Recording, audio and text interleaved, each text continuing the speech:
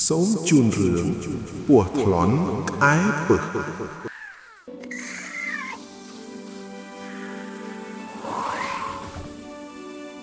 កាលពីព្រេងនាយពស់ថ្លន់គឺជាសត្វដែលមានអំណាចជាងគេព្រោះដោយសារតែមាឌដ៏ធំនិងពឹសដ៏សាហាវរបស់វាជាហេតុធ្វើឲ្យមនុស្សនិងសត្វដទៃទៀតខ្លាចមិនហ៊ាននៅក្បែរថ្ងៃមួយពស់ថ្លន់បានឮសំឡេងបុណ្យនៅក្នុងភូមិក៏បានសួរទៅសត្វក្អែកបាននិយាយដោយបំភ្លើកថាគេធ្វើពិធីជប់លៀងនៅក្នុងភូមិពីព្រោះពឹសរបស់ឯងអស់ឫទ្ធិហើយ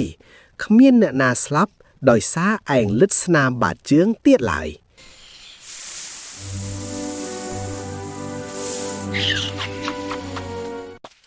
ពួកថ្លន់ឮដូច្នេះក៏បានក្អែពឹសចោល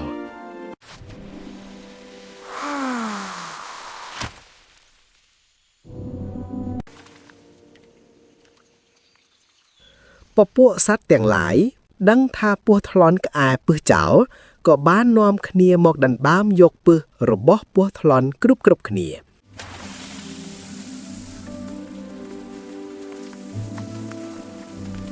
ខ្លះបានច្រើនខ្លះបានតិចខ្លះទៀតក៏មិនបានដោយសារមកមិនទាន់គេពស់ថ្លន់កាលដែលក្អែពឹសចោលអស់ហើយក៏អស់ឫទ្ធិអំណាច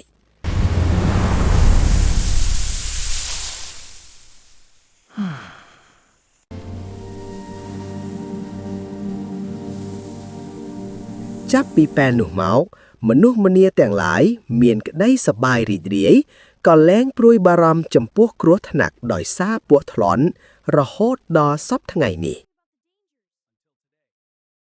សូមជួយ Subscribe ដើម្បីទទួលបានវីដេអូថ្មីៗទៀត